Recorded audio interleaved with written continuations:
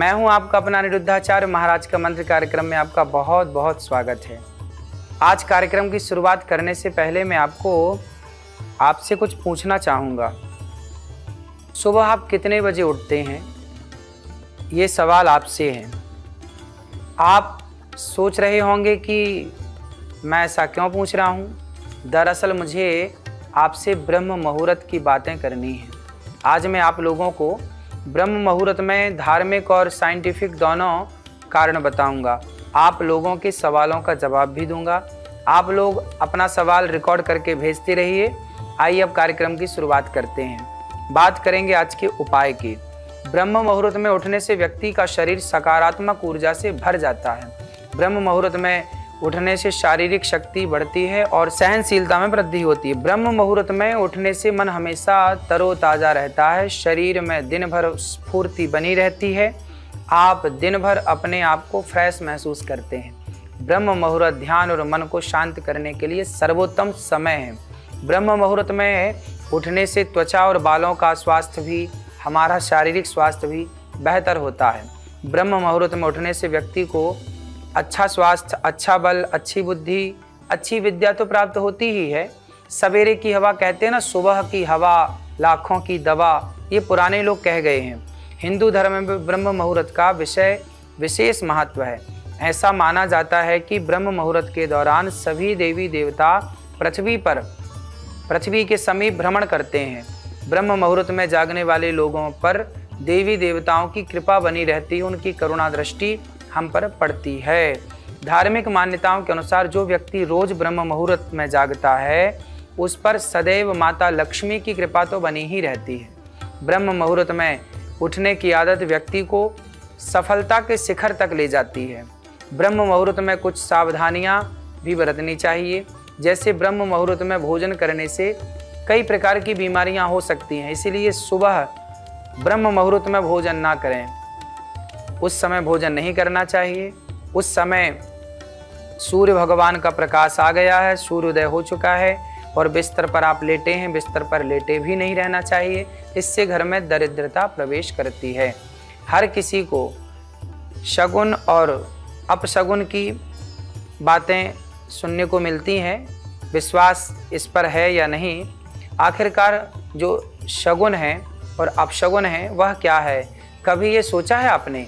अगर नहीं सोचा तो आज आपको बताऊंगा कि हर चीज़ के पीछे एक विशेष कारण होता है, बस हमको पता नहीं चल पाता। हिंदू धर्म में, शास्त्रों में ऐसी कई बातें हैं, कई संकेत बताए गए हैं जिससे आप इन बातों पर विचार कर सकते हैं, अंदाज़ा लगा सकते हैं कि आप जिस काम को चाह रहे हैं उसमें आपको सफलता मिलेगी या नहीं। इन संकेतों को शगुन और अपशगुन, जब माता सीता माँ भगवती जंगल में वो पूजा करने गई पुष्प वाटिका में, तो माता को शगुन होने लगे, वाम अंग फड़कने लगे। तो वाम, स्त्री का वाम अंग फड़कना ये शगुन होता है और पुरुष का वाम अंग फड़कना अपशगुन होता है। पुरुष का दाहिना अंग फड़कना शगुन होता है, स्त्री का वाम अंग फड़कना शगुन होता है। जैसे आप रास्ते से जा रहे हैं और आपको रास्ते में गाय का दर्शन हो जाए, ये शगुन माना जाता है। और आप जा रहे हैं और बिल्ली रास्ता काट दे, ये अपशगुन माना जाता है। ऐसी पुरानी मान्यता है कि बिल्ली रास्ता काटे तो 1 मिनट के लिए ठहर जाना चाहिए। हो सकता है आने वाला कोई संकट हो वो टल जाए। आने वाली कोई विशेष ऐसी घटना है जो एक सेकंड में घटनाएं हो जाती हैं, आप सब जानते हैं। तो इस शगुन अपशगुन का बहुत ख्याल शास्त्रों में बताया गया है। जब भगवान श्री कृष्ण गए धराधाम को छोड़कर तो अर्जुन आए, तो उस समय धर्मराज युधिष्ठिर को अपशगुन हो रहे थे। ऐसा भागवत जी में लिखा है कि धर्मराज युधिष्ठिर ने देखा कि आज यहाँ गधे रो रहे हैं। कुत्तों का रोना, जैसे कुत्ता रोता है ना, कुत्ते का रोना अपशगुन माना जाता है। तो इस प्रकार की बातें शास्त्रों में प्रमाण के साथ पाई जाती हैं। इस प्रकार की घटनाएं घटती ही रहती हैं, पर इस पर ध्यान बहुत विशेष रूप से नहीं दिया जाता। आज लोग सब सगुन अपशगुन को फिर भी जितना आप दे सकते हैं ध्यान, अच्छी चीज़ें, जब अच्छे कार्य के लिए निकलें तो अच्छे माहौल पे, अच्छे समय पे निकलें, वो बहुत अच्छा होता है। कुछ लोग इन्हें अंधविश्वास भी मानते हैं, ठीक है, आप नहीं मानते इन बातों को, आप अपनी जगह सही हैं, जो मानते हैं वो भी अपनी जगह सही है, दोनों की मान्यताएं ठीक हैं। लेकिन सगुन अपशगुन के बारे में हमने शास्त्रों में भी पढ़ा है और प्राकृतिक समाज में भी, आज के आधुनिकता में भी हम सब देखते ही हैं। तो आप सबको इन सबको मानना है नहीं मानना वो आपकी अपनी मर्जी है, लेकिन आप जब भी शुभ कार्य के लिए निकलें तो आकाश की ओर देखते हुए एक जरा सा गुड़ लेकर के दक्षिण दिशा की ओर फेंक करके आप किसी भी शुभ कार्य के लिए जाएंगे तो मुझे पूरा विश्वास है कि आप उस कार्य को पूरा करके ही लौटें। आज का विषय बात करेंगे, आज के विषय की ब्रह्म मुहूर्त की। ब्रह्म मुहूर्त क्या है, ब्रह्म मुहूर्त शब्द का अर्थ क्या है, परमात्मा इससे कितने कनेक्ट होते हैं, आज इस पर बात करेंगे विस्तार से। देखिए, ब्रह्म मुहूर्त क्या है। कहते हैं कि जो ब्रह्म मुहूर्त का दर्शन नहीं करता वो ब्रह्म का दर्शन कभी नहीं कर सकता। इसलिए हम सबको चाहिए कि आप रात्रि को जल्दी से सो जाएं। आपको रात्रि की 8 घंटे की नींद तो कम से कम होनी चाहिए। 8 घंटे आप सोएं, उसके लिए आपको 9 बजे सो जाना चाहिए। रात्रि के 9 बजे सो जाएं और सुबह के 5 बजे, कम से कम 5 बजे आप जाग जाएं। 5 बजे जब आप जागेंगे तो जाग करके सबसे पहले ब्रह्म मुहूर्त में आप जब देखते हैं आकाश की ओर, सुबह जल्दी स्नान कर लें। जहाँ खुला आसमान है, छत है, आंगन है, गली है, वहाँ पार्क है, वहाँ बैठ जाएं और सवेरे सवेरे आप देखते हैं कि चिड़िया किस तरह से आकाश से गुजर रही है। चिड़ियाओं का वो चहकना, चिड़ियाओं का चहकना जब आप सुनेंगे ना, मन शांत होता है।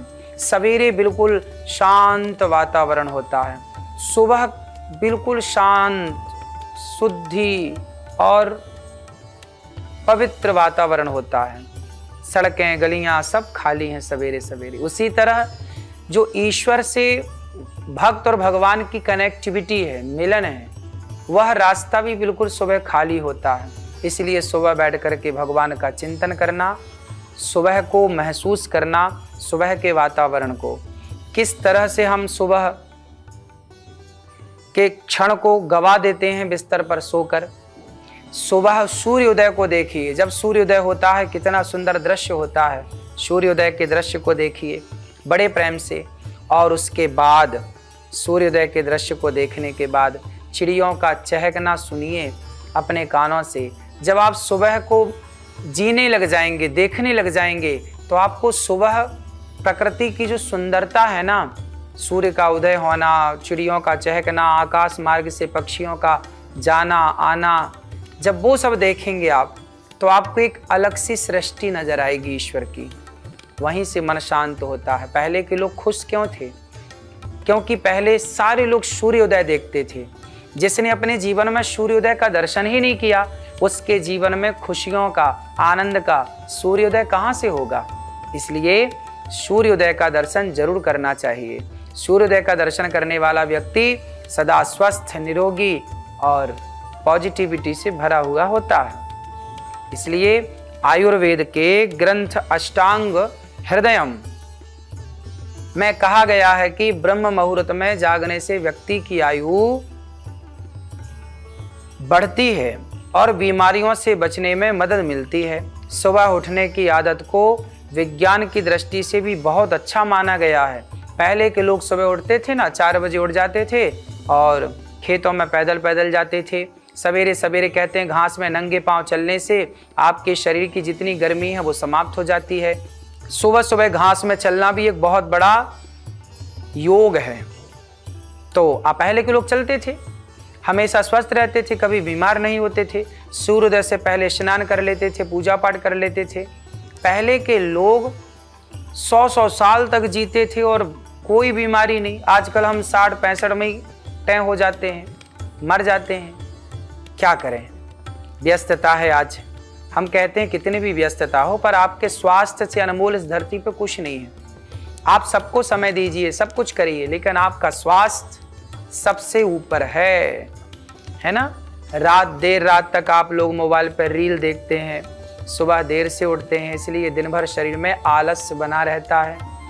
इसलिए कहता हूँ सुबह जल्दी उठिए, सूर्योदय से पहले अपना सुबह का काम निपटा लें और सूर्योदय का दर्शन कर लें। फिर पूजा पाठ बड़े प्रेम से करते हुए और सुबह हेल्दी नाश्ता करके परिवार के साथ थोड़ा समय व्यतीत करें। फिर परिवार से प्यार मोहब्बत से बातचीत कर करके आप खुशी खुशी अपने कार्य के लिए, ऑफिस के लिए निकल जाएं और दिन भर आप काम करें, मन लगा करके काम करें। मेडिकल साइंस में भी ब्रह्म मुहूर्त में जागने के लिए बहुत बातें कही गई हैं। मेडिकल साइंस भी कहता है कि आप सुबह जल्दी जागिए। मेडिकल साइंस के अनुसार ब्रह्म मुहूर्त में जागने से बॉडी में ऑक्सीजन की मात्रा बढ़ती है और फ्रेश ऑक्सीजन तो हमें मिलती ही है, जिसमें हीमोग्लोबिन के साथ मिलकर के वो ऑक्सीजन हमारे शरीर में खून की वृद्धि करती है ना। और हमारे शरीर में सूर्य भगवान का जब प्रकाश पड़ता है तो विटामिन डी जो हड्डियों को मजबूत करने में बेहतर है, हड्डियों को मजबूत करता है, तो वो आपको विटामिन डी भी पर्याप्त मिलता है। कम से कम 10 से 15 मिनट की धूप हम सबको नित्य प्रति लेनी ही चाहिए। शरीर में दर्द हो रहा है तो उससे राहत मिलती है। सूर्य के प्रकाश से हमारे शरीर में सिकाव लगता है, जिससे दर्द में राहत मिलती है।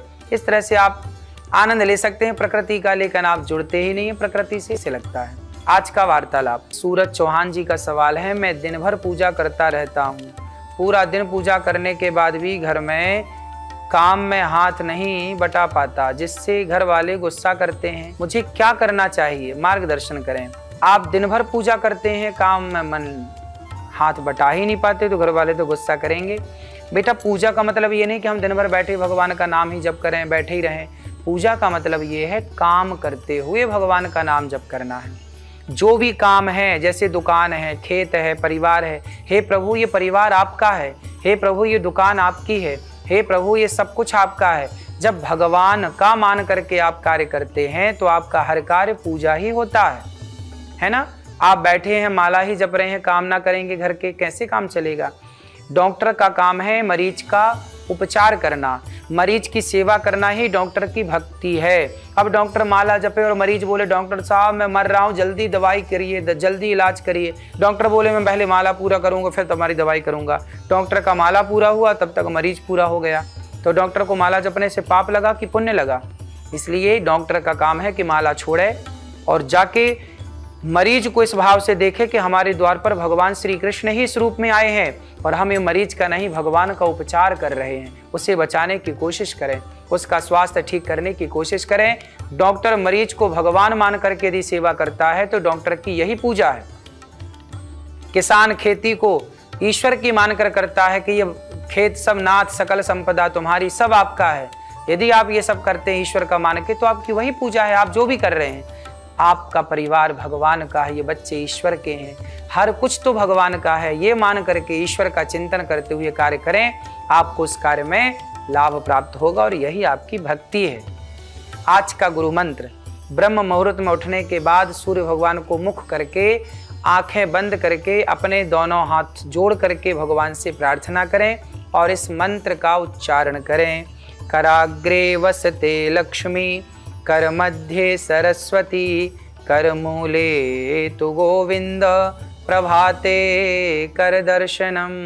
सवेरे जागने के बाद बिस्तर पर बैठे बैठे भी आप दोनों हाथों का इस तरह मंथन करके और कर के अग्रभाग में लक्ष्मी, मूल भाग में सरस्वती, गोविंद भगवान का दर्शन करते हुए आप भगवान का दर्शन करते हुए कर कमलों में भगवान को प्रणाम कर सकते हैं।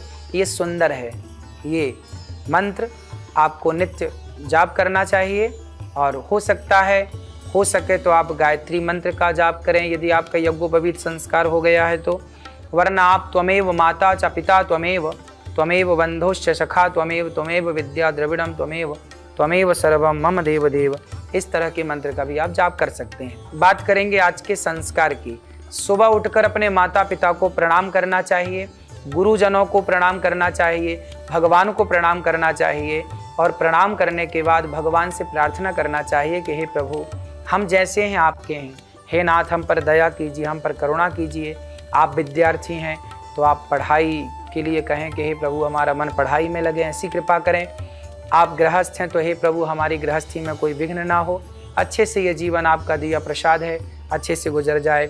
हे प्रभु ये छोटा सा व्यापार, छोटा सा बिजनेस, छोटा सा खेत, छोटा सा काम आपका है, आपने जो दिया है उस काम को ये दासी पूरा कर रही है या कर रहा है, आप अपना मान करके इस पर कृपा करें और आपका ही है कमाई का कुछ हिस्सा दीन दुखी के लिए आप निकालने लग जाएं तो निश्चित आपका कार्य कई गुना बढ़ जाएगा। बात करेंगे आज के लकी कॉलर की। रांची से संजय कुमार का सवाल है, मैं ऑटो ड्राइवर हूँ, इतना कमाता हूँ कि घर अच्छे से चल जाता है, लेकिन बच्चों को मैं अच्छे से नहीं पढ़ा पा रहा हूँ, इसका दुख है, क्या करूँ, कोई उपाय बताएं।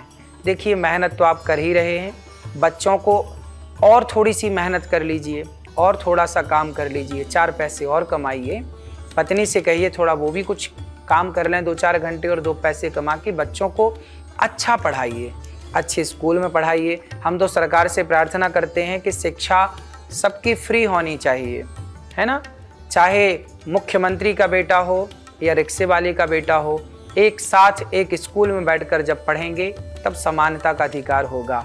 तो आपको चाहिए कि मेहनत करें, शराब ना पियो, नशा करने से पैसा बचाएं और बड़े प्रेम से अपने बच्चों को पढ़ा लिखा के योग्य बनाएं। निश्चित आप अपने बच्चों को अच्छे संस्कार देंगे तो सरकारी स्कूल में पढ़ने वाले बच्चे भी इतिहास रच लेते हैं। बच्चों में काबिलियत होनी चाहिए।